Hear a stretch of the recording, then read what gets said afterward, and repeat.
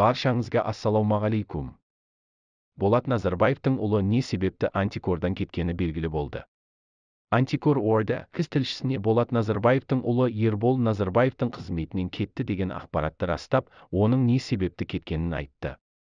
Антикор орда қыз редакциясының ресми сауалына жауап беріп, Ербол Назарбаевтың антикор қатарынан кеткенін және оның Болат Назарбаевтың ұлы екенін растады.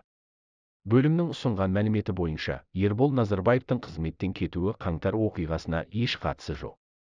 14 сәуірден бастап Ербол Назарбаев Болатұлы сыбайлас жемқорлыққа қарсы іс-қимыл агенттігінен өз еркімен кетті делінген агенттік аппаратының басшысы Арман Хасеновтың жауабында. Еске салсақ, Ербол Назарбаев антикорға 2015 жылы келіп, онда 7 жылдай жұмыс істеген. Біз әлемде және Қазақстан жаңалықтар жайында шындықты айтамыз. Лайк, коммент арқылы көмектесіңіз. Жазылуды ұмытпаңыз.